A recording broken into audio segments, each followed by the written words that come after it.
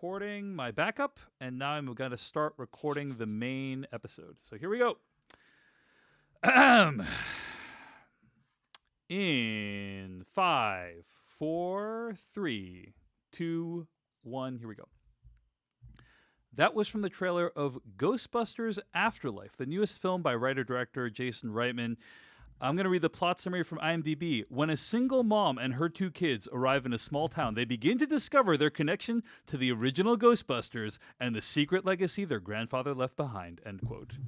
Joining us today for our review of Ghostbusters Afterlife, he is one of my favorite film critics on the internet, but more specifically on YouTube, where you can find his reviews at youtube.com/Dan Murrell Movies. Dan Murrell, welcome back to the Filmcast. How are you doing tonight, Dan? I'm doing great. Thank you so much for having me back. I'm excited. I'm excited as well. So Ghostbusters Afterlife, when the trailers for this movie debuted, I think I was apprehensive because it was very clear that this movie was going to be taking a different approach to Ghostbusters than literally any of the other Ghostbusters sequels, right? It was going to be kind of a more reverential J.J. Abrams Super 8 style approach to this. Yeah, which I'm maybe not a comedy, Yeah, maybe not a comedy, which not I'm a straight not up comedy. I'm not inherently opposed to, right? Sure. If you want to make a sequel, reboot, like a sequel, requel, whatever, if you want to change up the tone, that's not a bad idea necessarily. Yeah, let's be different. Yeah. But Dan Murrell, why don't we start with you? I mean, why don't you take us through a little bit of your relationship to Ghostbusters, maybe what you thought of the 2016 film, if you have any thoughts on that, and then let's dive into this one. Sure. I have a very strong relationship with Ghostbusters. It was one of a handful of movies that were in constant rotation when I was growing up. Batman, Ghostbusters, Ferris Bueller, a really kind of select group of movies. And so I am an unapologetic fanboy for the first movie and the second one too. I have sentimental attachment to the second one. I recognize it's not as strong as the first. Mm-hmm. 2016 was a fun year. I had just kind of transitioned to like on camera stuff. Mm-hmm. So I remember I did when the trailer for the 2016 one came out, like I didn't think it was a great looking trailer, but I didn't think it looked like a dumpster fire. And so I stupidly ran in and pitched an idea of like, let's do a video called Why Does Everybody Hate the New Ghostbusters trailer? It was literally the most disliked thing we ever did at Screen Junkies. Like literally mathematically the most disliked thing. And it went downhill from there. I have distinct memories of that too, of what happened around that video, Dan. So yeah, yes, that's something. And we weren't like you little mopey children can't take. We were just kind of like, well, Right. I mean, I think it's unfortunate that, and it was just the most disliked thing we'd ever done. I thought that the 2016 version was fine. I think I'm a little cooler on it now than when it came out. But I've watched it a couple more times, and it's like it's fine. It's a studio comedy. I don't think there's a whole lot to distinguish it other than the controversy surrounding it. Yeah, I mean, this one. Beyond that, I do want to call out a couple things. Like, first of all, it was considered a financial disappointment, primarily because that movie cost over $140 million to make, right? Whereas this one cost somehow wild. Yeah, this one cost about half Probably as much. all that money was spent on the part of the movie that's the least good, which is that big end scene CGI extravaganza. Yeah, but big dance sequence that got cut. Yeah. One thing I will say about that one though is at least it was a comedy. Like it tried to kind of carry on the spirit of the tone of the original Ghostbusters. Yeah. Well, when you think Ghostbusters, you think comedy. Yes, I mean, right? I would say so. But all Funny that said, just a couple things I wanted to call about it. All that said, Dan, I didn't mean to interrupt. So, leading up to this one, what were your thoughts on Ghostbusters Afterlife? Oh, I can hear the train coming down the tracks. I'm so ready for this. I was very trepidatious because, again, I love this first Ghostbusters movie. It's very important to me, and I was like, are they gonna try? Even with Jason Reitman on board, I was like, I don't know about this, but I've got to be honest. I was waiting for the moment where I was going to fall off the train there. I honestly thought that I can't get into that yet. There was a certain point. There was a certain thing that I thought that I would be off board if it happened, and then it did happen. But the way that it was done, it actually made me love the movie more. And like surprising to me, even I loved this movie. I really did. I understand. I'm sure that perhaps there will be other opinions, and I look forward to comparing those. But I really loved this movie. I did. I thought that it is different. It is different than the first Ghostbusters film, but I think it was a great synthesis of sort of handing it off to a new generation and also really making a movie for, and I think this is where a lot of people fell off board, for the people that grew up with the movie like me. And I think perhaps that was a narrow target, maybe too narrow, but it hit the bullseye with me.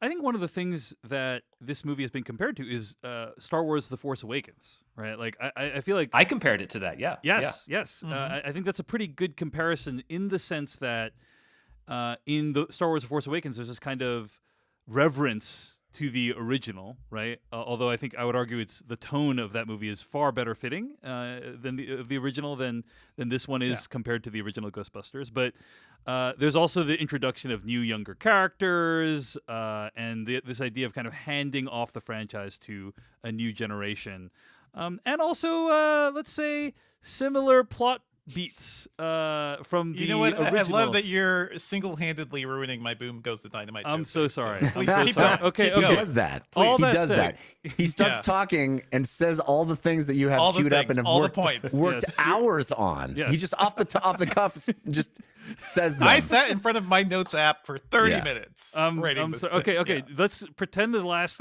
2 minutes didn't happen. It's fine. It's fine. Devindra Hardawar, what did you think of Ghostbusters Afterlife? Well, now it's all been spoiled. This week I saw a movie steeped in nostalgia, where a group of young people are forced to take on the mantle of their legendary elders after the ghost of a long dead enemy appears and threatens to destroy them and everything they know.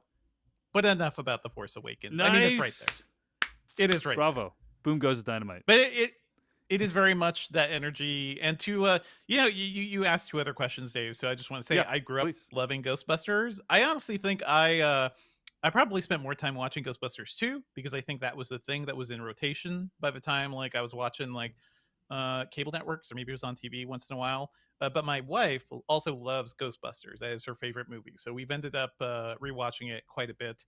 It's such a weird film, right? Like a lot of it shouldn't work. Bringing a bunch of SNL guys together, giving them kind of a loose story, but also a script that is very much like informed by people who are really into paranormal stuff. Dan Aykroyd, that was stuff he was really into. He was bringing his actual knowledge of the paranormal world into that, and then they turned it into comedy, and then the special effects were a whole other thing too, and they actually all worked. It is such a perfect melting pot of a movie that, yeah, even those guys couldn't do it again. So I think a part of me is just I have accepted the fact that there will never be another Ghostbusters like the original Ghostbusters, and that's fine. Ghostbusters 2 I think is a lot of fun. And there's a lot, there are cool sequences in that. I like the Statue of Liberty thing. The 2016 movie, I forget how we reviewed it.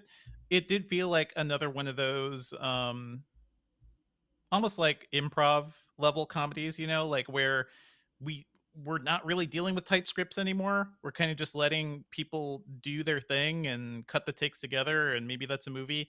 And that's worked for a lot of films, but I don't think it necessarily worked too well there. I really like this movie.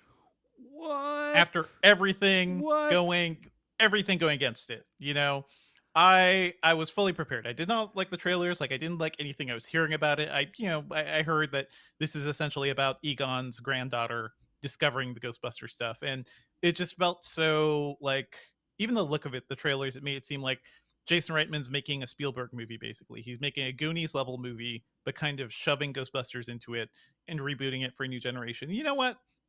I wouldn't say it's fully original, and I have a lot of issues with stuff they do towards the end, which I'm sure we'll dive into, but it's not a bad movie. It's, in fact, I had a lot of fun with it. I really like these new characters.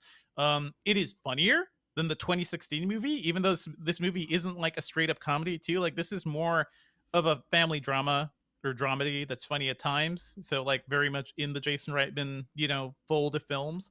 Less funny than Juno, but kind of along that vibe sometimes. I like these kids. I like the characters. It's just like it was fun, and it did enough like interesting stuff that kind of kept me aboard. There's never going to be anybody in these movies like with the level of energy of Bill Murray or something, who basically makes that first movie for me, and also the camaraderie between all those guys. Paul Rudd kind of has to deal with a lot of that and be both the Rick Moranis guy and also like the cool guy or the nerdy guy at the same time. He's trying to do so many things, but I think he does a good job here. I had a lot of fun with it, but we will certainly talk about the issues and spoilers because it does kind of fall apart at the end. Wow. Well, I am in shock. If Yep. there's anyone I predicted that would like this movie the least, would have been Devendra Hardawar. But you know what? The film cast is a place for surprises. Jeff Kanata, your thoughts on Ghostbusters the franchise as well as this movie? Well, Dave, I guess you could say my thoughts on this movie are best summed up in the form of a limerick. Now, Dan, you've been on the podcast a couple And times. no I other think- movies. I think you may recall that we do, this bizarre practice that we do, yes? I've been looking forward to it. Just that was one of the top reasons I was hoping you'd invite me back. Well, that makes one of us. This ritual to keep the spirits at bay. You know, we must do it every. Indeed. Yeah. Indeed. Dave is like our gozer, you know. And I evidently am the keymaster. I like to think of Okay. What does myself that make more as me? that guy in the You're the painting. gatekeeper. Vigo, Oh right? no. Yeah. His name is Vigo, the master Evo, trying to battle my boys. Yo, that ain't Lego. Sorry. Please never do that again. Okay. Had him throwing a party for a bunch of children when all the while the slime was under the building, so they packed up and hold up, got a grip, came equipped with the proton packs in the backs, and they split. Love it. No? You don't want any of that? Okay. I don't. I want more. Yeah. That's not my limerick. This is my limerick. Are you ready? The limerick goes thusly. It seemed it was getting so close to being more than nostalgia signposts. But by the time it ended, its spirit was suspended in a trap with the franchise's ghosts. Very nicely Nice. done. You Well incorporate done. the That is well incorporate the done. gadgets in there, Jeff. Nicely done. Yeah. Nicely done. This works on I like multiple it. levels. Yeah. So, just to back up, in case anybody doesn't know, I think it's pretty known by our listeners at this point. But Ghostbusters, the original Ghostbusters, for me, I am that kid that we all know that memorized Ghostbusters, right? It was a huge movie for me, and it's a weird thing, right? Because Ghostbusters, the original, is a movie about a dude trying to have sex with a lady. Yes. That's what the movie's about, right? It's Basically. Stripes. It's what's the camp one? The Bill Murray camp movie. Meatballs? Meatballs. It's they're doing that movie again with this weird sci-fi overlay. But they're doing those movies. It's a movie about Bill Murray trying to have sex with Sigourney Weaver. And there's all these jokes about she's going to have sex with the nerd, with Rick Moranis instead. Oh, isn't that hilarious? The funny thing is, she's going to have sex. He's the gatekeeper. She's the keeper. It's hilarious. None of that, of course, lands on 7-year-old me or any of the 7-year-olds for whom this movie became a big deal. And I think despite You could say that themselves- wasn't a kid's movie, you know? Right. Well, despite themselves, they made a movie that was a cartoon that was embraced by a bunch of 7-year-olds like me. That it became this thing that wasn't what they set out to make. They set out to make Meatballs and Stripes and a movie about a dude who just happens to be doing this wacky sci-fi thing, but it's about a dude trying to have sex with a lady, right? That's not the movie I saw at 7. I saw this incredible, imaginative 80s Yeah. effects yeah. and imagination. This trip into the imagination that sparked my own. Mommy, what's happening to Dan Aykroyd in the bed? Yeah, exactly. Why is he getting a blowjob? What is that about?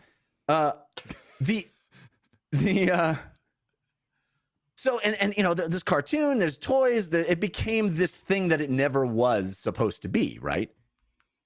And as this movie starts, and I can only guess that for the younger Reitman, the son of the director of this movie, it probably was that too, to a Yes. certain extent, Yeah. right? He is in the age range that I was in, where this movie landed on an entire generation of kids in a way that I don't think the filmmakers ever anticipated. And what I loved about the way this movie starts is that it comes from that place. And yet it seemed to be carving out its own identity. Like yes, I thought it was funny as a kid. And yes, I quoted every joke, someone asked if you're a god, you say yes, go get her, Ray. All the goofy fun lines, I quoted them because they are goofy and fun, but I didn't think of the movie as a comedy. Right. And I think that's kind of the spirit from which this movie starts. It's like this stuff is really real and grounded to these kids in this movie who were kids like me at that time who watched the original movie. And like I felt like Jason Reitman had captured some sort of ephemeral essence of that feeling. And I kept going, oh my gosh, he's creating a pseudo sequel to the original movie. Sidebar, caveat. Hilarious how no one ever includes Ghostbusters 2 in whenever anybody's continuing the series, Ghostbusters 2 is always ignored. No, this is technically a sequel to Ghostbusters 2, FYI. But Yeah. yes. Yeah. Is it? Yes, I feel it like is. this movie ignores Ghostbusters 2 They didn't hard. Halloween this. This is like, we assume that happened. This is technically a sequel to Ghostbusters 2, although you'd be forgiven for thinking it's not, as evidenced by the fact that, I don't know, why did Egon, for instance, remove the Ghostbusters with the 2 symbol on it before Yeah. putting the Ecto-1 into storage? Doesn't make any sense. Took a But- bunch of Doesn't make stuff any off the sense. top of it. Yeah. But Well, I apparently think- there is an explanation for that we just haven't found out yet, according What's to Jason great Reitman. about what's great about Ghostbusters 2 is that it assumes that Gozer and that mythos is not the only supernatural thing that exists in the multiverse, right? Yes. That's what it expands the universe. And in a large sense, Ghostbusters has always been a victim of its own success, right? I don't want to spoil anything about this movie, but there's a very specific moment at which, for me, this movie jumps the shark. Yeah. And it has to do yeah. with the fact that even in the context of the first Ghostbusters, Ray Stantz thinks of the thing that is the least scary thing, but it's because Good. when you think of whatever you think of is going to be the way you are destroyed, right?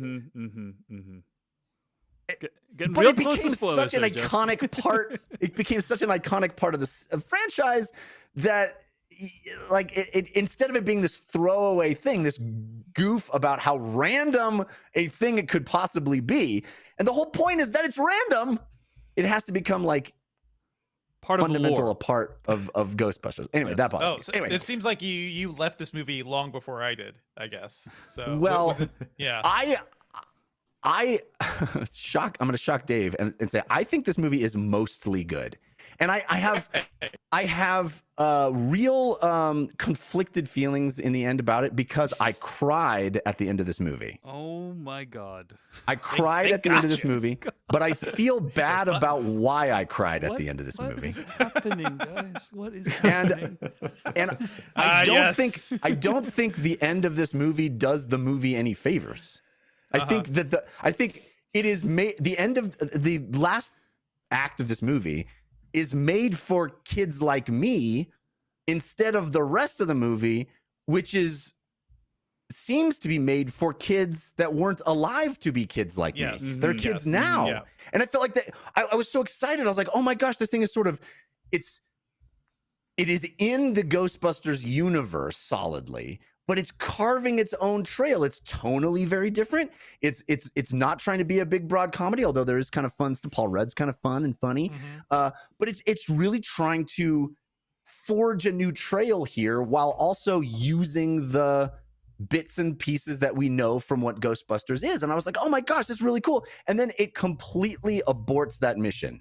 It Mhm. absolutely aborts any attempt at having its own identity at the end. And it's such a shame. And even though it stirred in me something that is really deeply felt, I felt like it didn't deserve to do, or it's not even it didn't deserve to, it shouldn't have tried to do that. It had a more noble purpose before it attempted to do that. It almost seems like somebody pointed a gun at somebody and was like, you know how this movie's gonna end, right? We're not gonna Yeah. gonna do the more interesting thing you're thinking of here. we are going to copy everything that happened before because that is how we make movies now, people. Yeah, I read a it's funny such a review. shame. I read a funny review on Letterboxd about how Ghostbusters Afterlife continues the grand tradition of all Ghostbusters sequels, which is remaking the plot of the first Ghostbusters in increasingly shittier fashion. But Wow. I'm glad. I'm glad that apparently everyone on this podcast liked this Yeah. movie. Other than me. Everybody take your proton packs, aim them right at Dave. Yeah, Cross cross the the streams, streams, Dave. yes. Across point the them at me streams. and We throw must me into that contain ghost trap. Okay, wow, this is a big surprise. Look, there's so much to talk about in spoilers.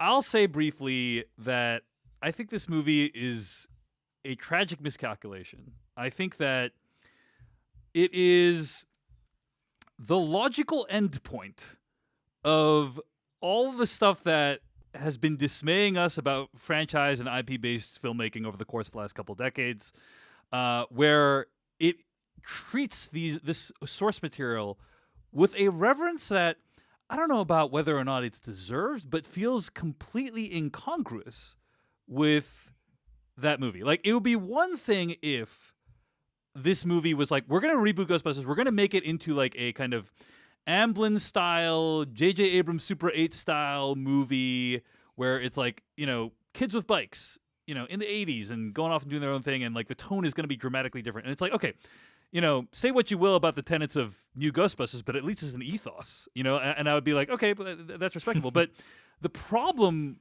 is that this movie spends so many minutes of its runtime referring to the first Ghostbusters film, right? Like, it spent just direct visual references, characters are referred to, so on and so forth. And then, of course, you guys know many other things about the first film Many are other referred to as things, well, right? yeah.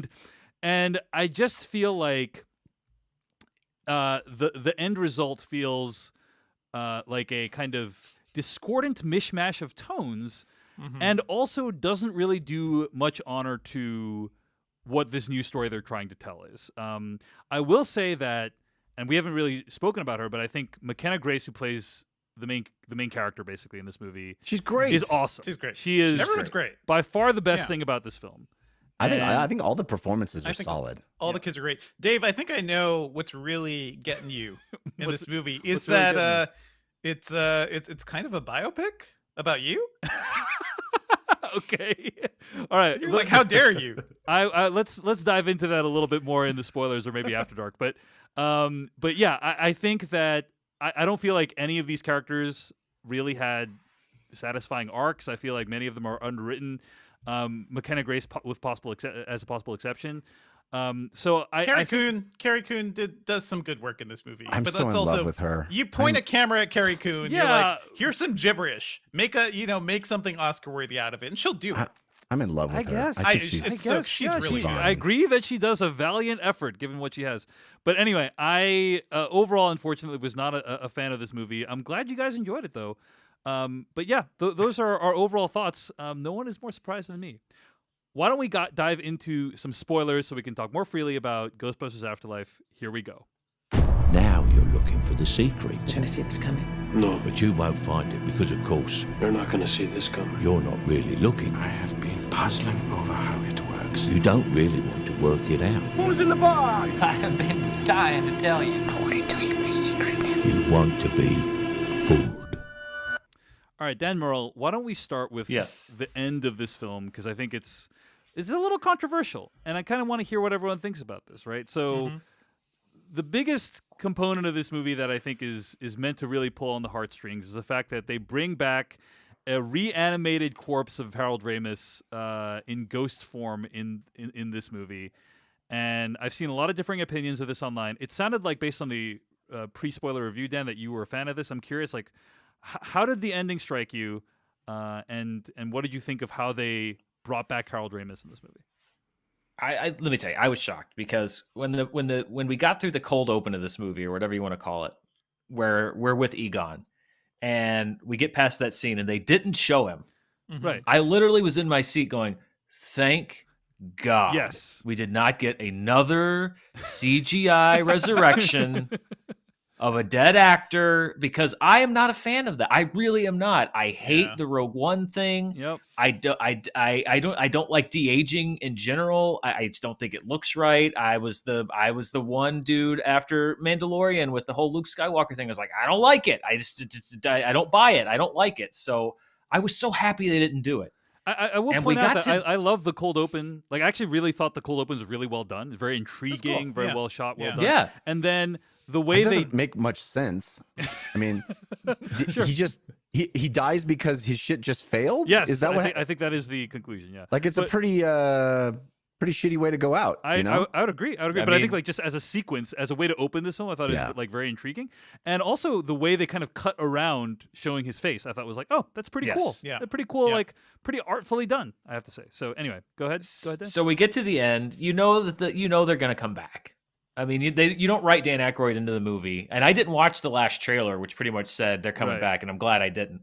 It's kind of Also, like they've the been Spider-Man promoting thing. the film too, like Yeah. the three dudes Yeah, have been exactly. promoting it. Yeah. These guys are It's still like the around. Spider-Man Of thing. course, they're in it. Yeah, Yeah. yeah. Don't yeah. say I the don't. Spider-Man I thing. know it's probably going to happen. I just don't need you to know. I just don't want to know. I don't want to know. And I'm glad that So, but when we got to the end and they're doing the thing with I mean, first of all, I was so kind of caught up into it because you've got the original three guys back, and then that shot where you see the hand come in on the proton Mhm. pack, and that was the first thing I was just like, oh my god, like just the way it was done, the way it was shot, the reveal. I was like, I thought I didn't want this, but I want this. And I was like, but even still at that point, I was like, but I'm glad they're not showing his face. But I think it was, I think it was, again, I think the reason that I usually hate this stuff is because I find it cynical Mhm. Mhm. and cheap and lazy. And it was really it just goes to show you that you can think you're against a practice, but it's kind of like what I said about the nostalgia thing in general. I'm usually against the nostalgia grabs. But this movie is kind of like, it's not the thing itself that I'm against, it's how it's used, because just what they did, the fact that you could see that it was made out of love, to me, this looks like something that was made out of love. It wasn't like, oh, let's dig Ramus up, Right, to make the fans clap and wring out some more money. It literally seemed like there was a genuine desire, and maybe I'm the biggest sucker on earth. I don't know. But to me, it seemed like there was a genuine desire to pay tribute to his legacy as a Ghostbuster that they never got a chance to do because he died. And also the way that the original three guys played it. That I mean- Harold that came up before the end of the movie, I Yeah. thought was, I've never seen a movie do that before. Yeah. Right? It literally Yeah. said that before the credits. Yeah. You know, It's just the way it was played, the way those guys played it. I thought that I could see, and again, maybe it's just acting. I thought I could see in the face of Ernie Hudson and Murray and Dan Aykroyd that they were maybe getting a chance here to do this, but it was played so earnestly, and again, they didn't overplay it. They didn't have him speak and give a speech or something. It's literally just, I don't know. It was the one thing I didn't think I wanted, and then when they did it, I was like, Huh. I thought that it was a very beautiful tribute. I definitely think that there were components of it that could be argued as tasteful. Like they didn't use his voice, for instance. Like they didn't have some voice actor dubbed in or like deep fake his voice, and I thought that was nice because he's kind of a silent dude. But I guess my opinion of it can be summed up as by me making the following pronouncement, which is one day after I am long dead, if there is an opportunity to make a video where I'm shown getting along with Devindra and Jeff, I'm telling you I'm making a public declaration right now. That is against my will right now. Yeah. I do This not would want be that to after. happen. This would be after your early funeral. Right? That's right. After my early we all- funeral, I am declining the opportunity to have my image used in any way that makes it seem like the three of us get along. Yeah. But- now I definitely want to create a video to play at your early funeral. Just one more thing. I just want to show this tribute to Dave right now. Here it is. This is the moment where Dave and Devindra and I all. And just use the audio. It'd be like The Simpsons. Like, one day I want you to make a video of all of us getting along. In accordance with Dave's own wishes, we Yes. have Yes. created. I think it's complicated. Right? Like, this is, I think, one of the most sort of in your face examples, and I'll just say also the sort of CG technology is pretty good. They have perfected good. It looks they have good. perfected the Yeah. art of reanimating dead people As long as they don't speak. for fun yes. and profit. Here's my yes. question. Yep. Yeah. What is what's the arithmetic that decides whether as a ghost you look like yourself or you look like fucking Slimer? What do You know? Oh, I I see. mean- Yeah. You know what I It's mean? all based on karma, man. Like, There is how a much whole- bad stuff did you do? I mean, there's a whole caste system of ghosts that is not Yes. remarked upon at all. I would agree with Yeah. you. It presents very troubling implications. But yeah, I Because mean, I could come back and try to visit you guys, and all you'd see is like 14 hot dogs falling out of my mouth. You know what I'm saying? I hear you. Okay, so amazing. Jeff, it seemed like you also had a strong opinion about how the end, like the Harold Ramis stuff, played out at the end, right? Actually, I think Dan articulated it beautifully. I did not want it to happen, and I found myself weeping as it did. Wow. They gotcha. They gotcha. Yeah, I cried, dude. I cried. I thought it Yeah. was. I thought it was actually beautiful, and at the same time, I was like, "This is not the original." You're like, this is Ford- not my future this that I is want. wrong. Yeah. Yeah. Pitch, you would have loved this.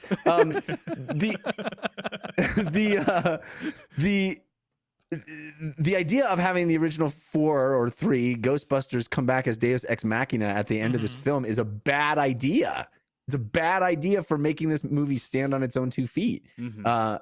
Because literally that's what happens. I mean, they literally come in and save the day. I mean, but I popped like a mark, right? I mean, that sequence is made for me. It's not made Mhm, for new mhm. fans. And I think that's the problem, but also I'm me, so I popped like a mark. It's crazy to see. I mean, we just came off of watching the French Dispatch, right? Yes.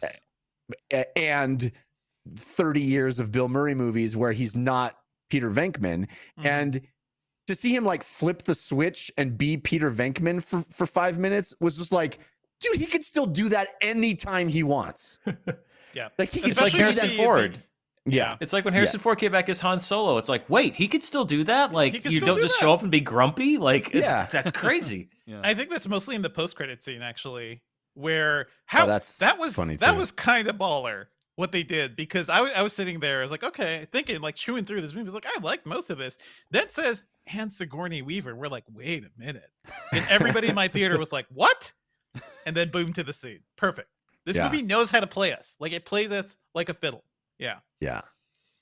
I mean, yeah, go ahead. yeah, go ahead. Go ahead. Well, No, go I, was, ahead. I was gonna say, Devindra, any other thoughts on the Harold Ramis thing? Because I just think it's Uh, complicated. Like It's complicated. Harold Ramis It's can't complicated. consent to his image being used in this fashion, right? At least I don't know if he did. This is why actors have estates and whatnot and families. Like, Right. there are people who deal with your rights after you're dead. So that, to me, that's not the problem.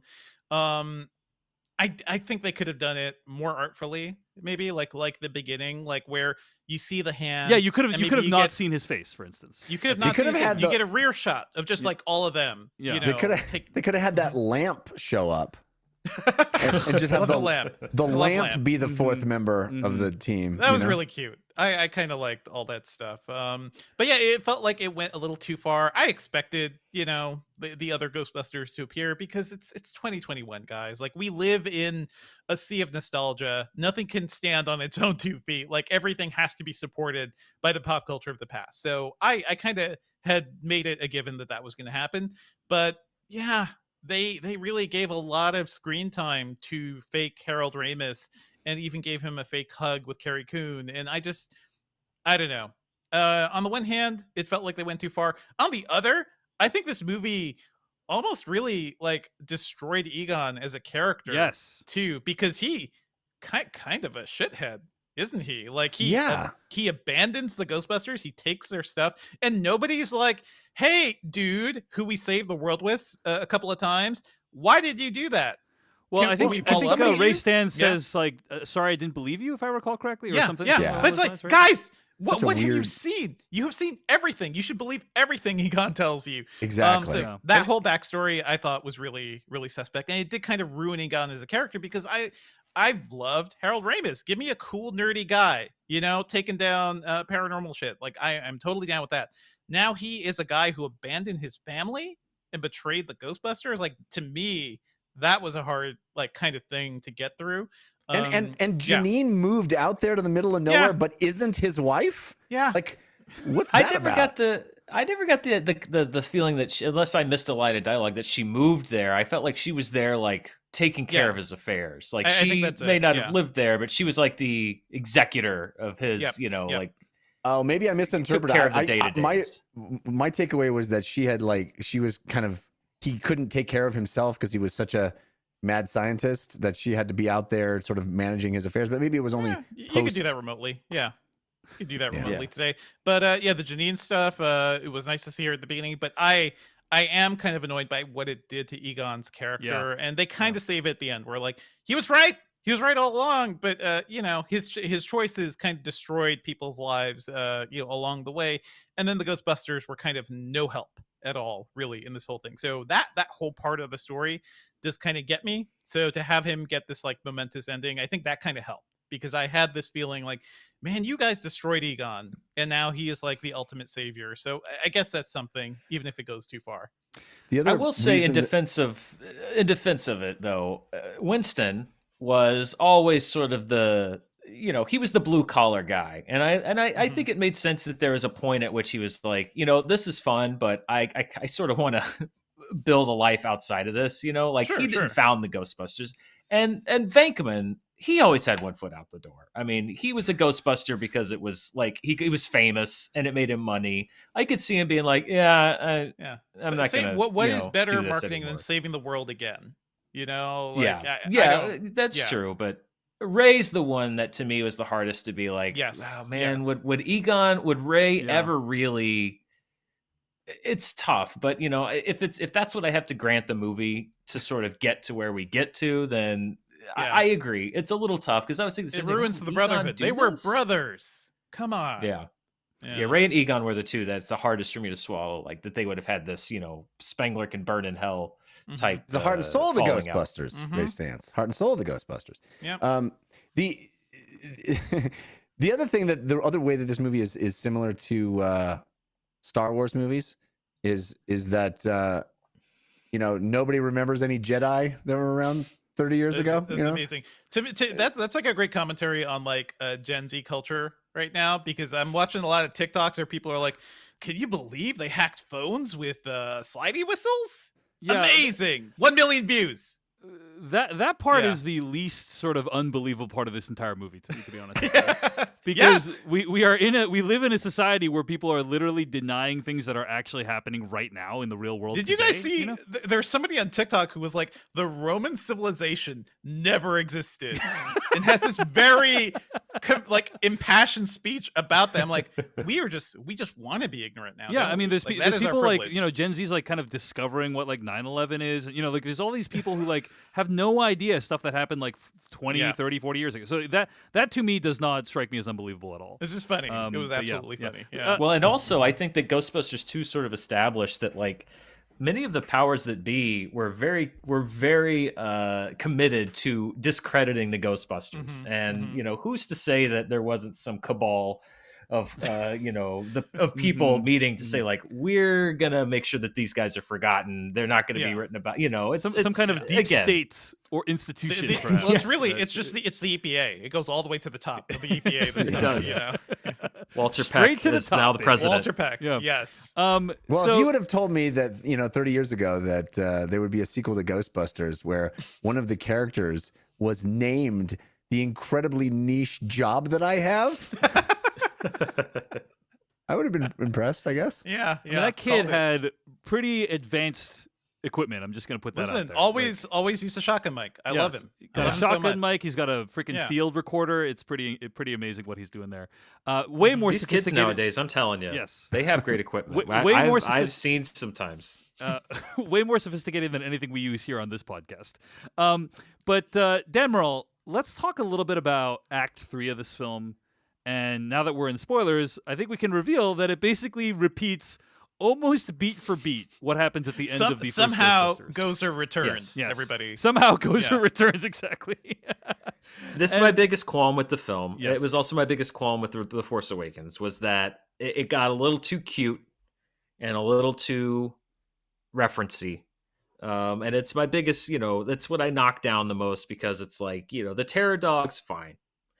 I thought the little mini Stay Puft guys were cute. That made me laugh. cute. Terrible. But, Yeah. but when we got to the point, where they're like literally the set from the end of Act 3 of Ghostbusters comes out of Yeah. the wall, Yeah. I'm just like, okay, we don't need to do everything. We don't need to do the Keymaster and the Gatekeeper again. I was really not a fan of Well, that. my only defense of that is like if that's Gozer's like actual plan, Mhm. and it's just another attempt at completing the plan, it kind of makes thematic sense to be like, well, Gozer had one way to return. Yep. It was for the try it Keymaster and the again. Gatekeeper to get together. Every It didn't 39 work out years, in the 80s. it happens. Yeah, Yeah. it didn't work out in the 80s, but literally Yeah. that's the only way for this to work. So A little it's bit. going to happen in the same way. You know, I This don't know. time it'll Yeah. definitely succeed. And No, who's the guy in the box too? The founder of the town. There's a lot of like mythology just kind of floating around this movie that doesn't really make much sense. Yeah.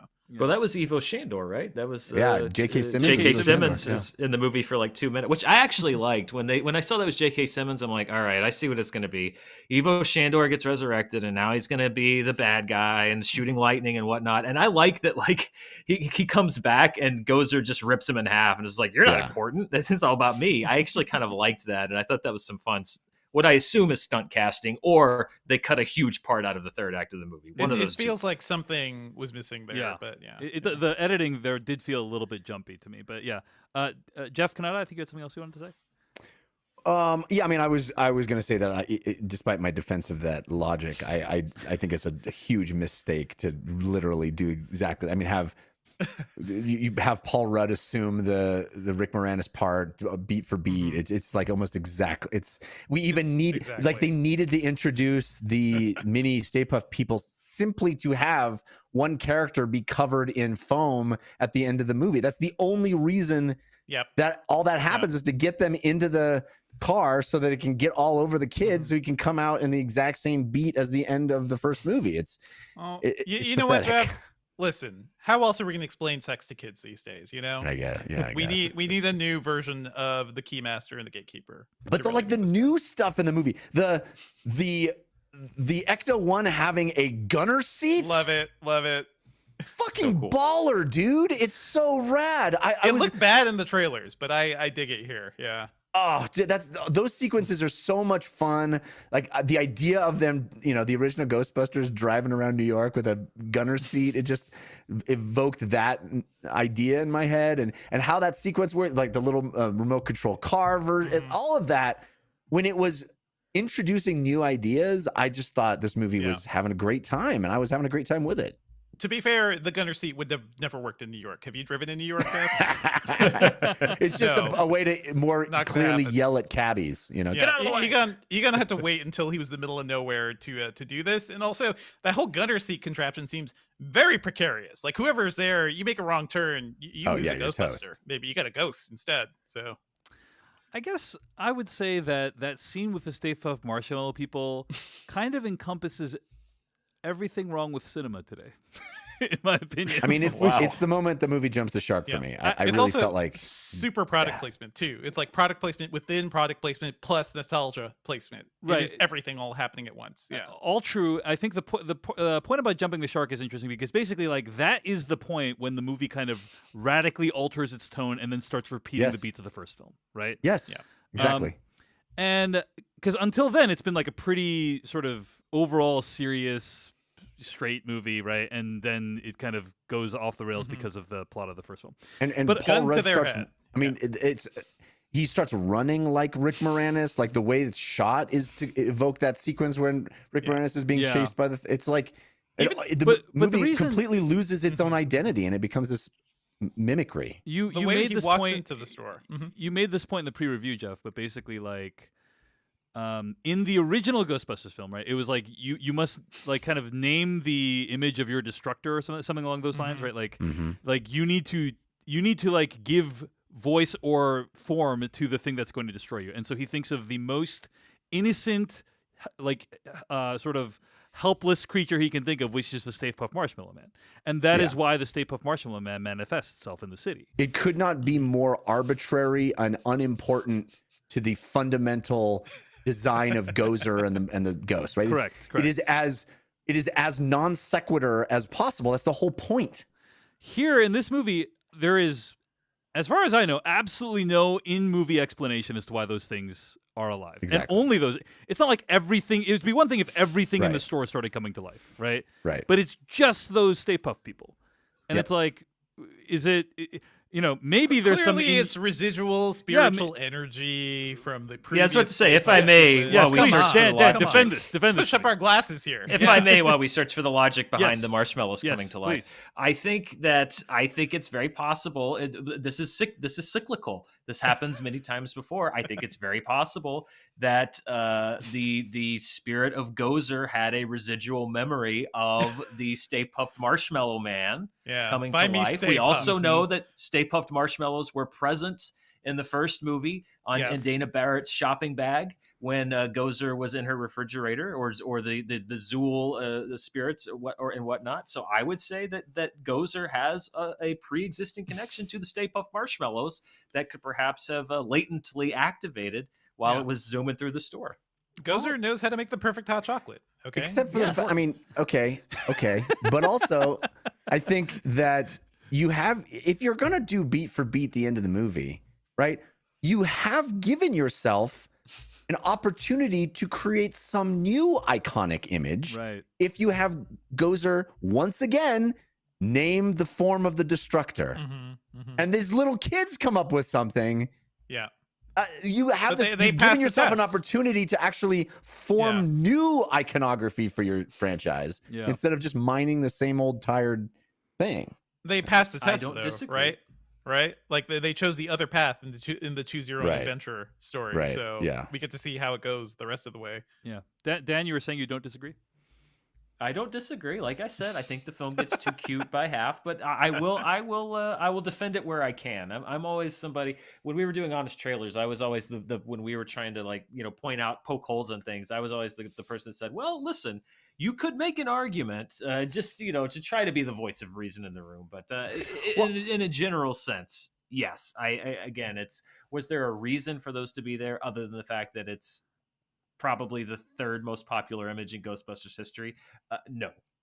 I'm in only- reality, no, there was not. Yeah. I'm only voicing my displeasure so vehemently because of how much I had enjoyed the movie up to that point. Mm-hmm. I thought the movie was Mhm. really kind of carving out its own identity, and it just like gives it all up in that moment. I mean, even to the point Yeah, where yeah. like I thought it was cool that it evokes a Slimer-esque creature, but it has a new idea, right? It's this different. muncher Yeah. Yeah. that actually is a setup and payoff, right? It lets them get into that jail thing to Yes. get the proton pack. Like that's cool setup and payoff. That's good writing. That's Mm-hmm. a smart, interesting new way to think about ghosts. It expands the universe. It doesn't just contract everything into the same tired beats. Mhm. Indeed. I agree. Absolutely. No complaints about Muncher in this one. So, yeah. Muncher rules. Justice for Muncher. Yeah. If this was not a Ghostbuster movie, if this was just a movie about, a family who was going through hard times and their grandfather just died, and this weird stuff started happening, I think if it wasn't tied to everything happening in Ghostbusters at the end, like it wouldn't be Ghostbusters at the end, basically. But the movie that is not Ghostbusters nostalgia, I think is really good. Yeah. And I want to see more of these characters. So as far as like a reboot, First Century goes, they got me because I kind of want to see what they do and how they build out this world. And maybe they won't just bring back what's his face, second Ghostbusters bad guy. They won't just Vigo redo that. Carpathian. Yeah, Yeah. maybe they won't back Vigo, but maybe they could do something new. I'm just going to go out on a limb and disagree with that assessment, and just say that I don't think it would have been that good. Again, McKenna Grace's character is awesome, but like Finn Wolfhard, Carrie Coon, like none of them have arcs in this movie. I don't think like they learn any valuable lessons. Carrie Coon learns that her literally father learns her father loved her. Her That is father isn't a shithead. Yeah, but like her Yeah. character doesn't actually go through any growth of any kind. It's not even clear what her character is doing most of the time in this film. Yeah. Like she's not. She's this is very much going trying to to get be them a out of movie. poverty, but Yeah. she's like, we don't know what she's doing during She's the hanging daytime. out. She's Does it Sigourney is like an Weaver have an 80s arc? movie. Yeah. No, but like that movie's a comedy, Jeff. Like Devinder was just saying. Devinder was just saying, like, if this movie was kind of like a I don't know, coming of age story set in this universe or this kind of universe, you know, it would be good on its own. And I'm like, I don't know, don't know how I feel about that. I think you're blatantly like you're dismissing a lot of what this movie is doing. Like I'm just saying that the thing with the Carrie Coon learning her father loved her, that's an arc. May not be the best arc, but it's an arc.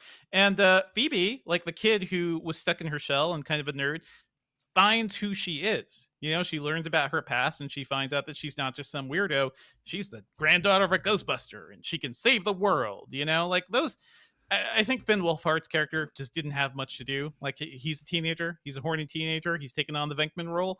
But that's kind of the only big miss there. I don't really I don't really think of those things you just said as arcs. Those are things that happen to those characters. But like, Where they none grow? of those characters faced any adversity that they had to overcome in any way. Like, yes, she's kind of a sort of you know, Yeah. introverted character. She's a dog. What? I was doing a line from the movie. Yeah, well, so Anyway, okay, That's well, but no, the movie sets her up as somebody who doesn't have friends at the beginning and kind of a loner. It didn't show that stuff, but she gets a friend and she discovers herself. Like this is growth, Dave. Come on. all right. Fair enough. Well, I think it's clear where we all landed on this movie. But Dan Merle, I'm happy to give you the last word. If you have any other thoughts or anything we didn't get to, happy for you to share with the audience. Oh wow, so much pressure. The last word. Yes. What I will say is, I do understand to a certain degree why many people were down on this movie. Although I was frankly surprised. My whole show, my chart show today on my show was all about the sort of the critical reaction because I was frankly surprised at how negative a lot of the critical reaction was. And I think it's because, like I said, because this has been done so poorly in the past, there's this knee-jerk reaction to sort of paint it all as bad. But I really do think that there are degrees of it. And for me, even though, yes, I agree, it did get a little too referencey and could have been more original. I think you also have to look at the intent of something. And it's sort of what I always said is like the ones that I don't like feel like they're trying to take something from me. I want your money. I want your affection. I want to take advantage of your love for something someone else did. Again, maybe I'm just a total sap here, but it really honestly felt like this movie wanted to give me something. It wanted to say, hey, we are sort of repaying your love for this by trying to give you a resolution to these characters. But I also think it's giving.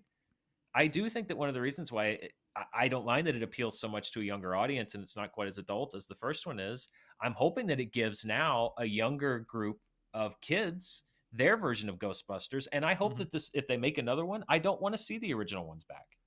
I would love to see these characters come back and we see the next generation of Ghostbusters. Yeah, And- kids should and it probably have a belongs to them. blowjob-free Ghostbusters. Yeah, a blowjob. Maybe that should be. Let's give the next generation a blowjob-free Ghostbusters. I think it's really what we That should take is away from And it. without a Um, sex yes. pest main character. Yes. You know, no sex I think pests, no maybe- blowjobs in Ghostbusters. No sex pests, no blowjobs. Maybe still a dickless reference. I don't know, but I think the other thing is like yes, that we love all it. that we all need to learn is I don't really have any inclination to claw and scrape and hold on to Ghostbusters and say this is mine, you can't have it. Like I really would be perfectly fine with saying like these are yours now. Go play with it. It's like the end of Toy Story 3. Go play with your toys. I've had my time, and hopefully I'll enjoy this one too. But I don't know. I just felt a lot of love and affection here, and I love was that. satisfied as I'm, it's I'm- great. I think the way you express this notion of having so many bad versions of what they're trying to do here, sort of, informing people's reaction to, I think, a kind of genuine version. I think this is so spot on. I think you said that really well. You know, And here's what I'm you know gonna- what? Yeah, go ahead, Devendra. Go ahead. I will say I understand where you're coming from, Dave, because if you look at this movie without like attaching to the characters or anything, right? It is clearly a sign of everything that is wrong right now, right? It's like we can't come up with new ideas. We have to redo the old stuff. And when I was watching this movie, in the very back row, there was like a group of people who would just like clap at every single Ghostbusters reference. Like like they could hear them, through the screen. Like they really wanted to show they knew those Ghostbusters references. And I think there are a lot of people out there, and I don't know how healthy that is, but hey, this is a movie that can both, I think, bring in a new audience and keep those people at bay. I hope. I don't know. Well, here's what I'm going to say positive about the film: is Jason Reitman is one of the most interesting writer directors in Hollywood, in my opinion. And the problem is not with Jason Reitman; it's with us. It's with humanity and the movie going public, and that's why movies like Young Adult, and that's why movies like Tully, and that's why movies like The Frontrunner didn't do well. Is because For sure. there's no demand. People didn't show up for those movies at the box office, and He's also had kind of a bad run. Like let's not over like right. But forget that, that. Like, and that's a huge Mhm. bummer. That yeah, I yeah. think the Labor way the Day story is one of the most ridiculous movies I've ever seen. which You movie? know, so Labor Day. Yeah. Yeah. But here's the thing: whether he returned to this franchise by necessity or out of love or nostalgia or whatever, the fact of the matter is the movie did very well at the box office this weekend, Mhm. especially compared to how much it cost. And it's going to buy him some juice, and he's probably going to be able to use this to make whatever he wants to do next, or the next one of these that he'll hopefully spend not making as much references to the first one, the first movie. Whatever the case, I'm glad that Jason Reitman is going to be able to get more work after Yeah. this, because I think he's genuinely a really creative and talented person. So I'm glad he got this win, but I will also say, like, man, you look at the credit of like, Jason Reitman got to direct a Ghostbusters movie. Wonder how that happened. Hollywood sure is a meritocracy, isn't it, guys?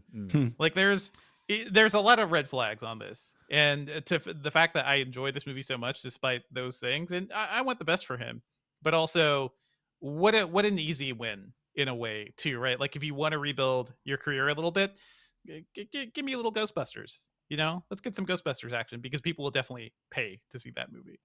Well, at the end of the day, it's pretty impressive that Jason Reitman made a movie. So, and I think with that, we can wrap it up here on the Filmcast for this week. You can find more episodes of the Filmcast at thefilmcast.com. Email us at /filmcast@gmail.com. Our theme song comes from Varsity Blue, the newest project by Tim McEwen from The Midnight. And our spoiler bumper comes from filmmaker and YouTuber Kyle Corwith. Our weekly plugs music comes from Noah Ross. This episode was edited by Beatty Zhang. Dan Merle, people can find your work over at youtube.com/Dan Merle Movies. I check it out regularly. Anything else you want to recommend? People can check out of your stuff? Oh, of my stuff. Yeah, pretty much everything's there on YouTube. I also have a podcast channel. You can just search for Dan Merle Podcast wherever you like to listen to audio. So if you prefer to listen to your stuff, everything I do on YouTube is also available in audio form. And this is a great time for going to the movies. So if you're looking for a great movie, I can promise you it's out there. It's in the theaters. It's streaming somewhere. It's on Netflix. Go find it, because this is one of the best times of the year to be a movie fan.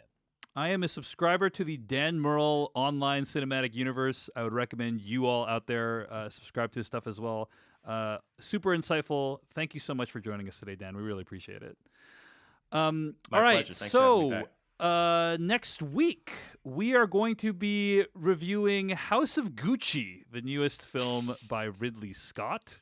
It's going to be out in theaters, and I am hoping that I'm hoping that we won't be contributing, the vast majority of the box office for this movie by going to see it. I'm hoping people will go check it out, but we'll see. Ridley Scott is angry at us millennials. Okay, so Indeed, gotta go indeed. see. But yeah, that'll be next week on the Filmcast. In the meantime, we hope you have a very happy Thanksgiving. Stay safe out there, folks, and we'll see you next week.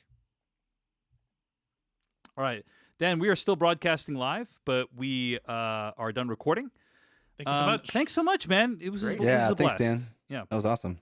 My pleasure. Yeah. Always fun talking with you guys. I appreciate you having me on.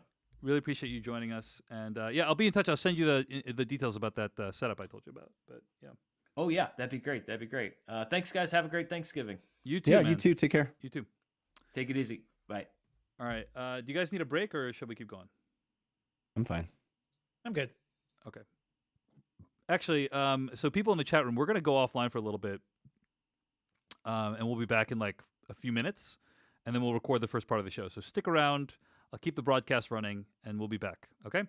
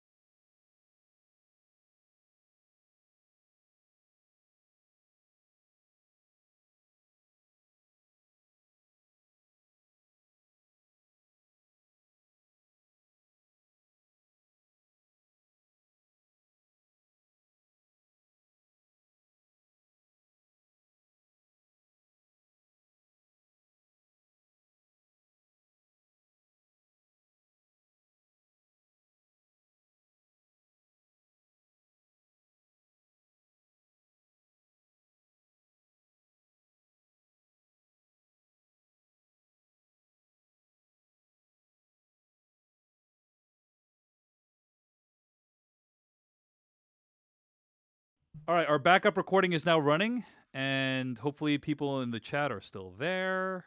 I don't know if they are. Yeah, still got 30 people in the chat. Hello, everyone. We're about to record the first part of the episode here.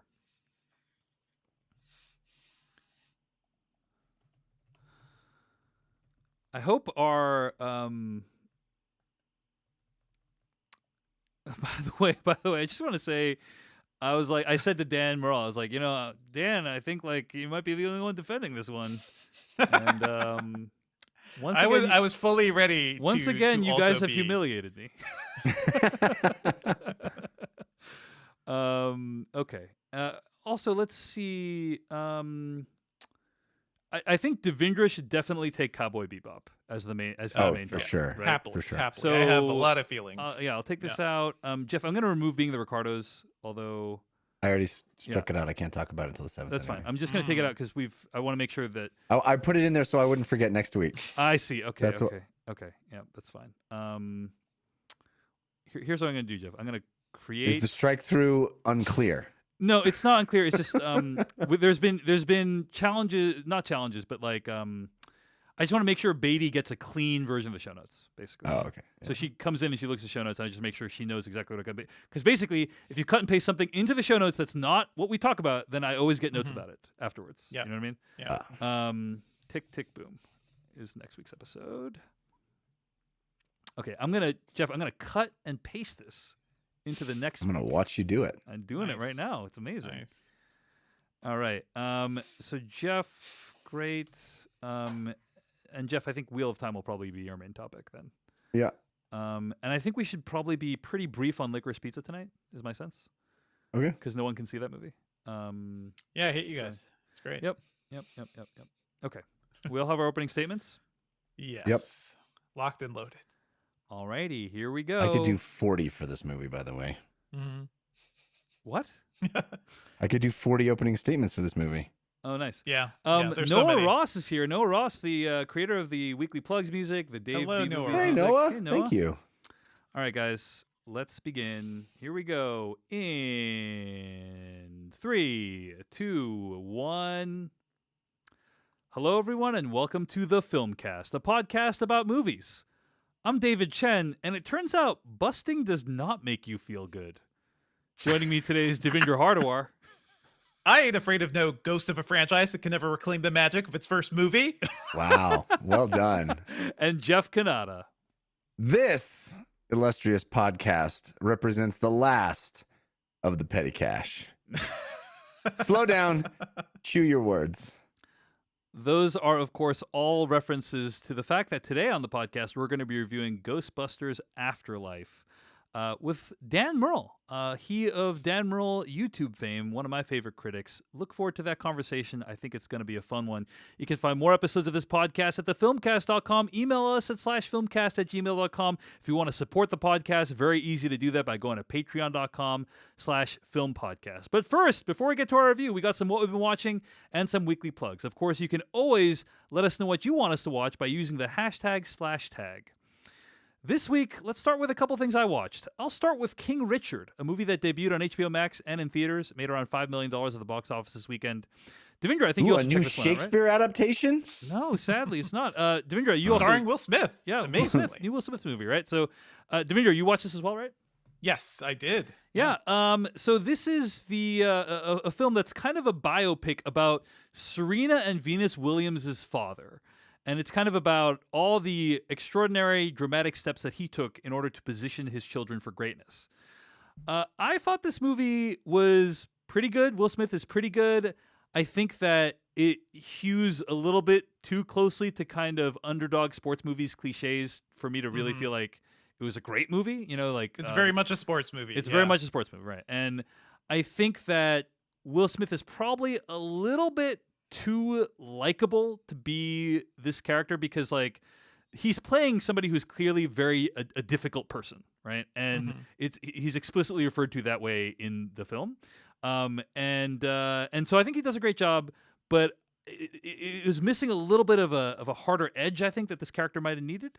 But overall, the movie still really got to me. You know, I still was very moved by it, and it's an extraordinary story. And the thing that I'm left with watching a movie like King Richard is you really get a sense and appreciation of how behind every superstar, tennis superstar, chess superstar, whatever, is a whole system of people, of individuals, of whatever that are supporting them, building them up, encouraging them, that as the public, we often never get access to.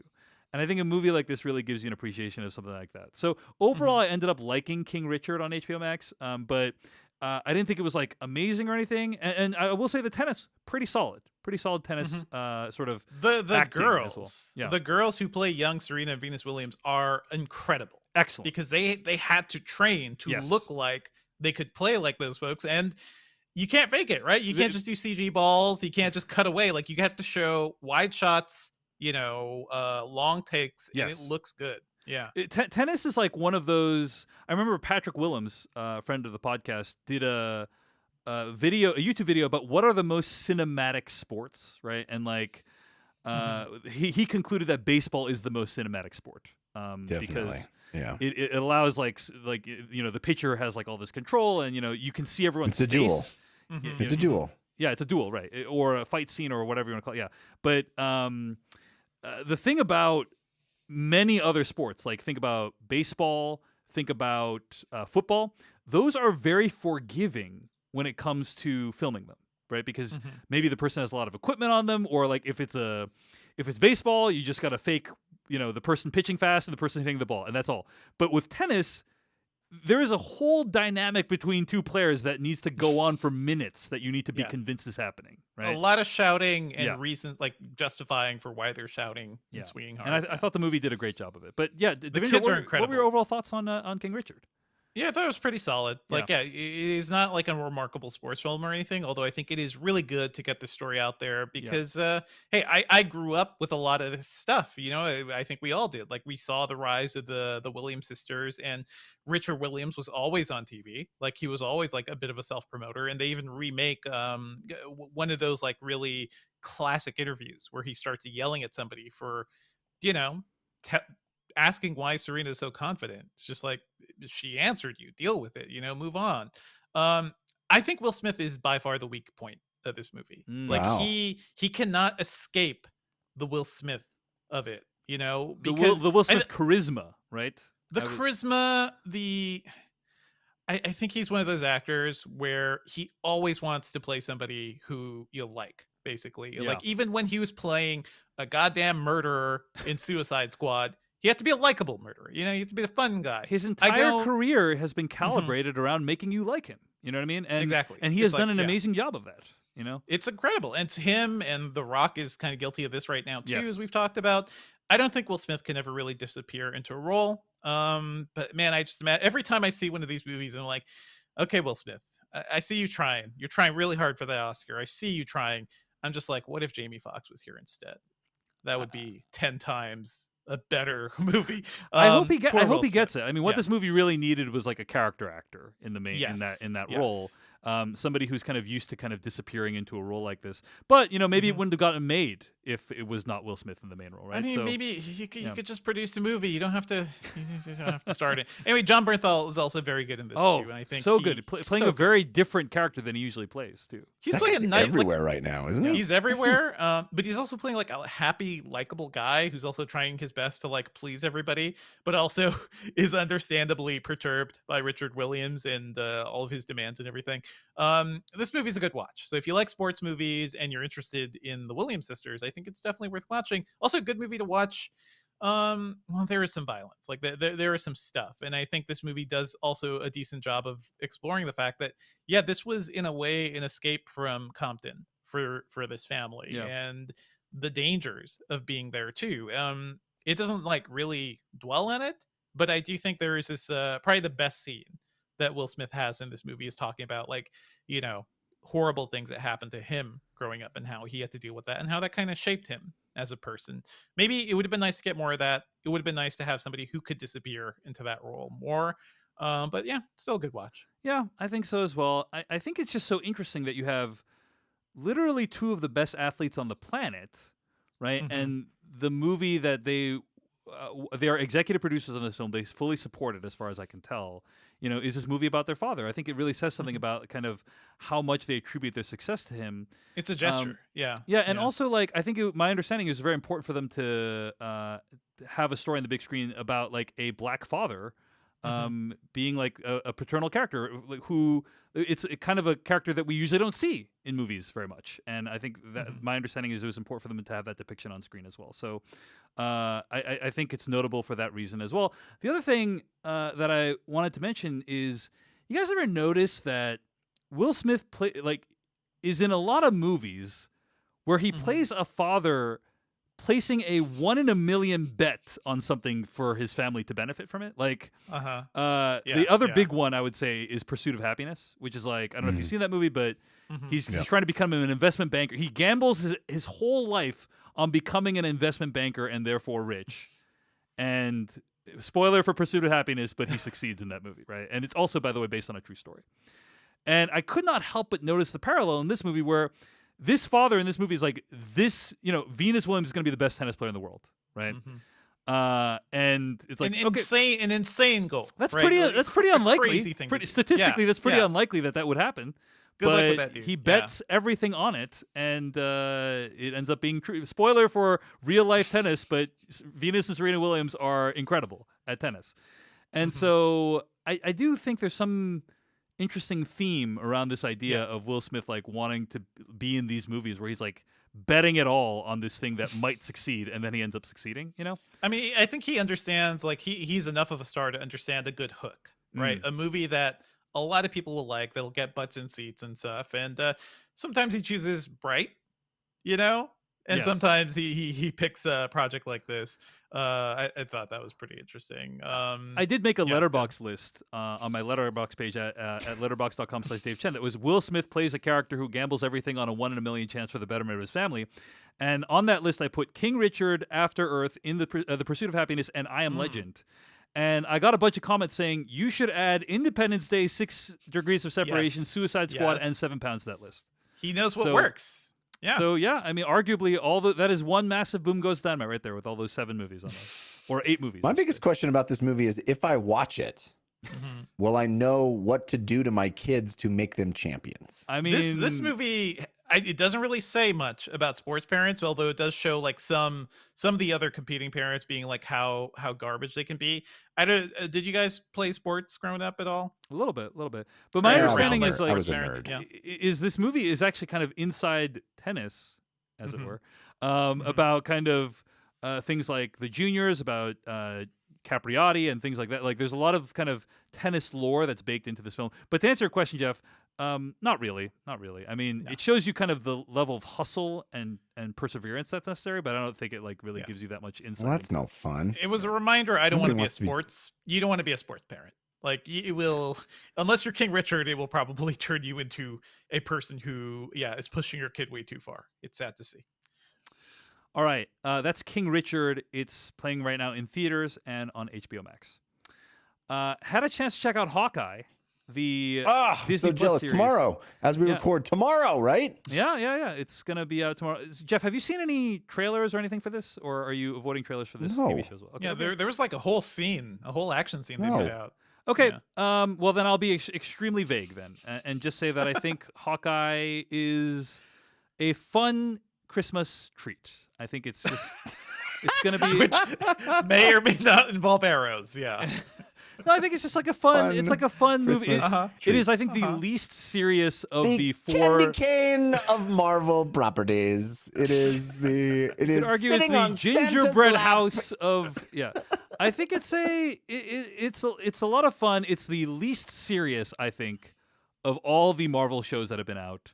I think that's good. That's notably, it's also I think the only Marvel show that features a non-Avenger as one of the main characters, which I think is kind of cool. And so I think it's sick Hawkeye burn, Dave. And I think there's going to be more to discuss, and I'll be respectful, Jeff, and wait until next week because I think. Thank you. But very excited about this. I think my recommendation is don't take it too seriously, and I think you're gonna have a lot of fun if you like Marvel stuff. Calling it the least serious thing that they put out when they literally put out a television sitcom parody show is pretty big words. A television sitcom parody show that's kind of about someone dealing with grief as well as grappling with her own Well, superpowers. Serious eventually- metaphors. Yeah. Eventually, it was that, but the Yeah. first few episodes, it's Wacky Time Goofy Ball show. Yeah. This one feels like it's Have you something that could be on like ABC Family, which I guess doesn't. I don't think it exists anymore. I think it's Freeform now. Anyway, this one feels like it could be like on the Disney Channel. WB? Which it is, or the WB. Yeah, CW? exactly. Kind of like fun, inconsequential, but there's still some interesting Easter eggs and some cool stuff in it. If only there was a show about a guy who shot arrows who was a superhero on the WB that you could compare it to. I know. Well, we'll have to keep waiting for that one. How many of these have you seen? I've seen the first 2 episodes, and there are jealous. going to be 6.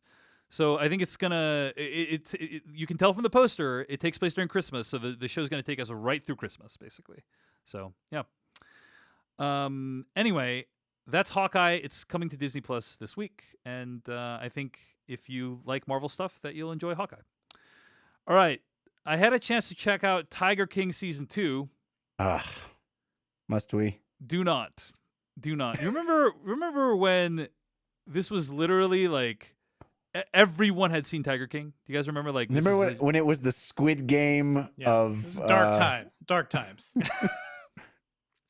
it temporarily made us forget that we were all going through this lockdown, maybe, and we all had this art because we were so engrossed in the challenges of Joe Exotic. I mean, I think that with season 2. We are now seeing this show for what it clearly is, which is an abomination. Like it is something that is a net negative for humanity and society. Whatever the filmmaker's intentions when it began, which was, I think, to explore the people who keep exotic pets in their backyards and such. I think that was part of the original purpose. It has now spiraled so completely out of control that it is purely just gawkery. It is just, we're gawking at these people. Not only that, but Tiger King season 1 has made Joe Exotic into a folk hero. A man who, by all accounts, is an absolutely reprehensible human being, right? A man who, by all accounts, has tortured and abused both animals and staff alike. And that is not someone who should be exalted, who should be celebrated, who people should be rooting for.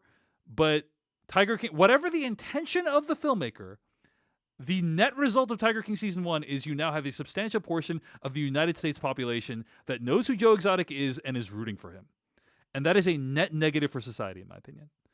And Tiger King He's season still 2, in jail, right? So it kind of doesn't matter what people are rooting for him. Does he it? is in jail, and that's actually a real problem for the show because they can't get any new footage of him. Yeah. So the show is basically like is completely listless at this point. There's nowhere for it to go. It's just kind of like it's mostly season 2 is mostly a hangover from season 1. It's like, whoa, guys, remember all that crazy stuff we did in season 1? Well, it's let's explore some of that stuff. Squeezing more blood from that stone, baby. It's incredibly depressing. I kind of feel like Tiger King was this thing that took everybody by surprise, Yes. right? Because my experience of watching Tiger King, which I think is not unique, I think most people have this experience, is that you heard about the show, you start watching it, and then all of a sudden you're like, what am I even, this is, what? Every new episode is like, I can't believe this got even crazier.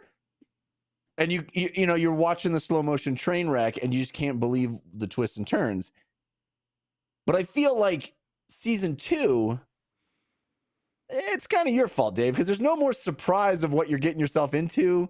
There's no more. It came out of nowhere. It's now you know what it is. I right? literally watched it just so I could tell people not to watch it. I'm not even joking. Like I literally watched it so I could come, because this is one of the top shows in America on Netflix right now, and I literally went on really? to watch it. Yes, it's in the top 10. And I watched it just so I could come on, and I've said on this podcast, on After Darks and stuff, I've said I generally try not to review things negatively during what we've been watching, right? Like because Unless you're trying to warn society. unless I'm trying to warn society, and this is one of those cases. This is a net negative for society. Do not watch it. If you watch it, you are helping it succeed, and you should not be doing that. That's Tiger King. Dave season 2. got inside the tiger cage to show people not to get inside the tiger That's right. cage. That's right. Please honor my sacrifice. Okay, a couple of other things I just want to mention real quick, and I don't want to talk too much about these because it's not easy for you to watch these things right now. But I had a chance to watch Benedetta, which is the new Paul Verhoeven movie that's playing in limited release in New York and maybe LA right now, but I think it's playing at Lincoln Center. This movie is incredible, and the way I would describe it is this. This is like if they made Midnight Mass, but it was a 2-hour film about it was a 2-hour erotic thriller about lesbian nuns. That's kind of Verhoeven's done it again, baby. And it was directed by the guy who made RoboCop. That's Yeah. what Benedetta is. I can't wait. And there is no other movie I've seen like it, and it's just it's a level of audacity that I have rarely seen. It is basically nunsploitation. I think it's really interesting, and I barely know how to talk about it. Like I do not think we should make this a main review because I don't think we are equipped. It's too powerful. I don't think we just have the can't deal tools with to actually discuss it. That's kind of how I feel about it. But we can recruit some people. I know some folks. it is. I think we'll probably end up talking about it. I don't know if it'll be a main review, but we'll probably end up talking about it at some point. It is something that is unlike anything you've seen this year, and it's worth checking out. So Love that's Benedetta. It's in limited release right now. When does it come out in wide release? I have absolutely no idea. Absolutely no idea. I'm sorry. So speaking of movies that I have absolutely no idea when they'll come out in wide release, Licorice Pizza, Paul Thomas Anderson's newest film. Man.